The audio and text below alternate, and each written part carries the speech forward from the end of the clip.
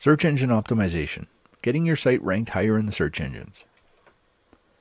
Introduction. Search engine optimization, or SEO, is the process of optimizing your website so the search engines will rank it higher in their results when people are searching for the types of information that you offer. In other words, making your website appear to be more relevant for the topic than all your competitors' sites, at least in the eyes of the search engines. There's a ton of information out there about how to get your websites ranked higher, and there are a ton of companies that offer these services as well. Some of those companies and some of the techniques are less ethical than others, with some being downright unethical. These companies use techniques that break the terms of use of the search engines, as well as possibly doing things that cross legal lines. You want to avoid these so-called black hat techniques, whether you're working with an SEO company or doing all the work yourself. These methods will work in some cases, sometimes extremely well, but they're short-term strategies. Eventually the search engines are going to figure it out and they'll most likely de-index and even blacklist your website. Why put all the time and effort into something that could disappear on a moment's notice? In this report, we're going to cover some of the most important things you can do when optimizing your website, all of which will fall into the white hat category of SEO. So let's dive in. Why do you need SEO? To people who aren't familiar with the concept, SEO sometimes seems a little bit unnatural. The idea of creating content and adding certain things to your website purely to rank higher in the search engine seems like an artificial process. Frankly, it can be done in an artificial way. If you focus purely on SEO from the search engine's point of view, without considering the real visitors who are going to land on your website, it's not going to work out very well. Even if you get high rankings for your site, the people who arrive through the search engines aren't going to find much value, which means they're probably just going to leave anyway. Successful SEO marries the idea of optimizing for the search engines with providing value to the real visitors to your website. If you can combine the two effectively, there's nothing artificial about it at all, it's just good business sense. After all, if your website provides valuable content to your visitors, doesn't it make sense to do what you can to get those visitors on your site so that they can see it? You're helping them solve their problem, and you're actually helping the search engines as well, since their customers, which are the searchers, are finding what they want. That means they'll use that search engine again, since it obviously provides good results. And naturally, you win as well, since some of those visitors to your site will take whatever action it is you want them to take, clicking on an ad, opting into your email list, buying your product, etc. On-site versus off-site SEO. There are two main components to effective search engine optimization, on-site and off-site. On-site SEO includes everything you do on your own site to improve its optimization, using keywords in your content, having a good keyword density, optimizing your HTML tags, links within your own site. Off-site SEO, on the other hand, includes everything you do outside of your own site to improve the optimization. Building backlinks. Yes, off-site SEO really comes down to one thing, backlinks. We'll cover it in more detail shortly, but first let's look at the on-site factors in more detail. Keywords. When you optimize your website, what you're really doing is optimizing each individual page on the site and doing so for specific keywords on each page. For example, let's say your website is about dog training. You might have pages on puppy training, dog training methods, and dog training collars, to name a few. Each page will have a specific keyword that you want to optimize for. The puppy training page will be targeting the keyword puppy training. The dog training methods page will be targeting the phrase dog training methods, and so on. On any given page, you want to rank as high as possible in the search engines when someone searches for that keyword. So if someone searches for puppy training, that page on your website would rank near or at the top of the results.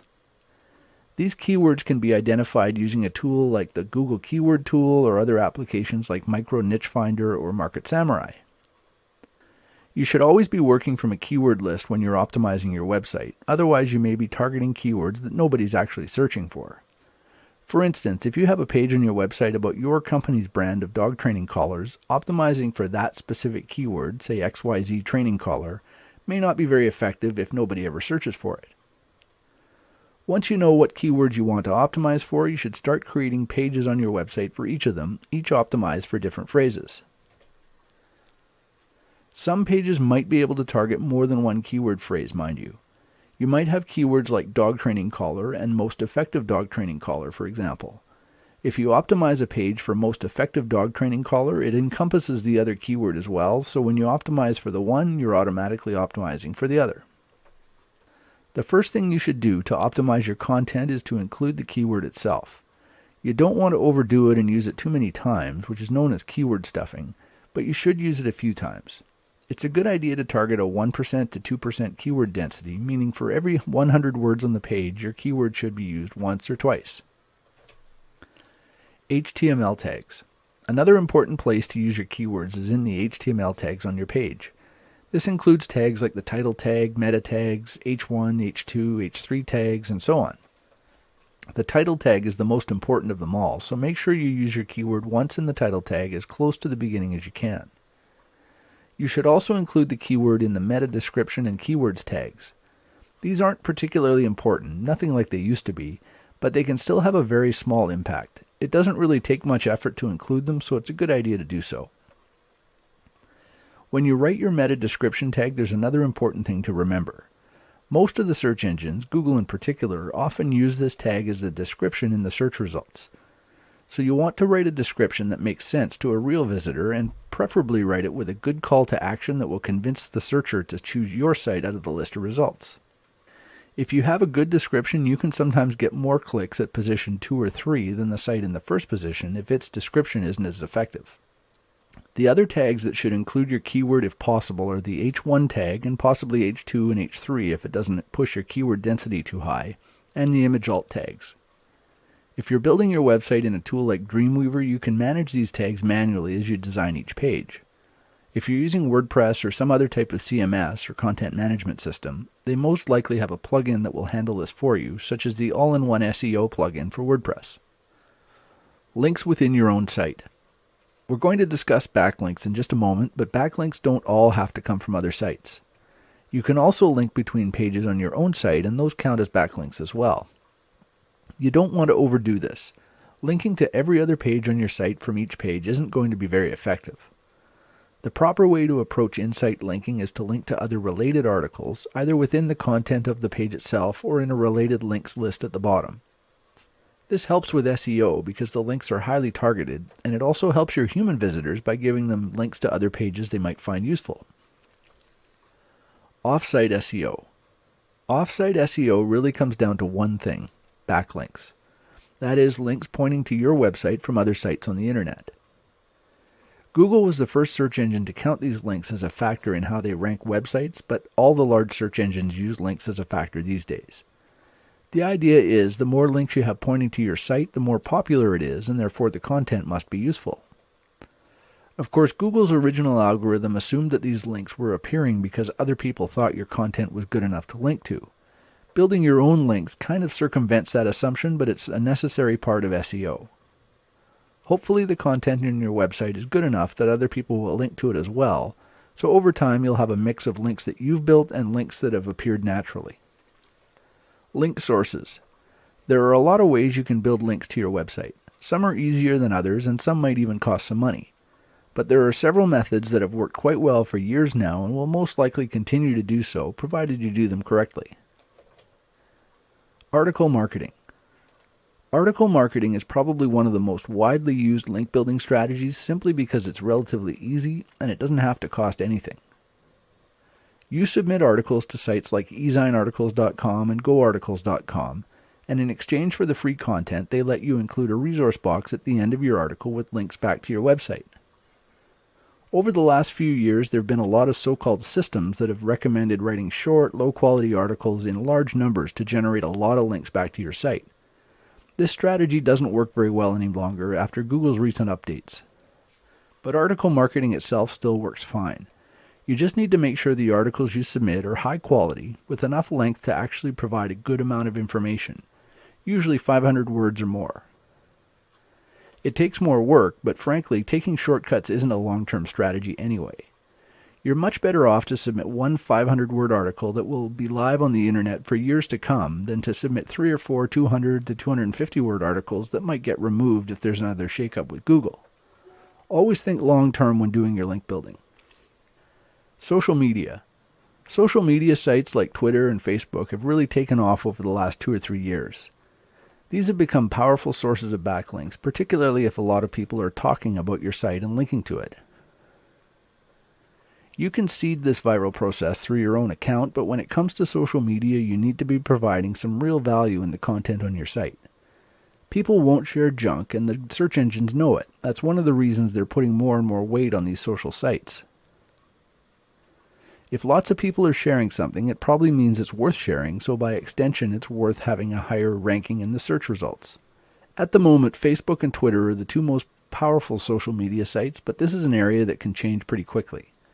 MySpace is a good example. Until Facebook came on the scene, MySpace was the 800-pound gorilla, and now hardly anybody ever mentions them anymore. Keep an eye out for new up-and-coming social media sites. If you see one that seems to be getting some traction, like Google Plus is at the moment, get yourself signed up for a profile and become active there as well. The sooner you get started, the better, since you'll have an established presence when the majority of people start signing up. Social bookmarking. Social bookmarking is another way to generate backlinks to your websites. It's similar to social media in some ways, but it's not quite as effective. The best way to use social bookmarking is to create some buzz for new posts on your site. Until your site builds some authority with the search engines, it can take a little while for new content to get indexed. Creating some social bookmarks pointing back to your site can be a good way to get content indexed faster, and getting indexed is the first step to getting ranked. Free hosting. There are lots of places that you can get free hosting, such as blogger.com, wordpress.com, and squidoo.com. You're not building your own websites on your own domains in these places. Instead, you're leveraging their authority in the search engines for backlinks to your site. You can build pages or websites or lenses on these type of sites that include links back to your own websites. Some of them, like squidoo.com, will even let you include an RSS feed, so every time you post something new on your site, those other pages get updated with the new links. It's never a good idea to use free hosting for your money site, the one that ultimately makes you money, but they're perfect for building links back to those sites. Some of the most effective free hosts include wordpress.com, blogger.com, squidoo.com, scribed.com, and devhub.com. Link exchanges. Link exchanges are considered old school with most internet marketers. These were originally direct swaps of links, usually found on a recommended links page or something similar. You would post a link to another site on that page, and the other site would post a link to yours on their links page. These type of link exchanges stopped being effective years ago, but that doesn't mean that link exchanges don't work anymore. You just have to be smart about it. You might swap content with another site, so you post their article on your site along with a resource box link, and they do the same for you. Or you can do a 3- or 4-way link swap. You link to site number 2, site number 2 links on to site number 3, and then site number 3 links back to you. Blog commenting. Blog commenting can also be a very effective way to generate backlinks. Plus, if you do it effectively, you can even generate some direct traffic back to your website. The idea is to comment on other blogs in the same market as you and include a link back to your website from there. If you comment on popular blogs, you can wind up with a valuable link down the road a bit, since the pages on that site could wind up with really good page rank. It's important not to comment spam, however. Don't just leave useless comments like, "Wow, great post," and read the blog post and add value with your comment. If you focus on a handful of blogs and comment regularly, it can also be a good way to get noticed by the higher profile bloggers in your market. And if you write insightful posts on your own blog, they might even drop by and comment on yours every once in a while.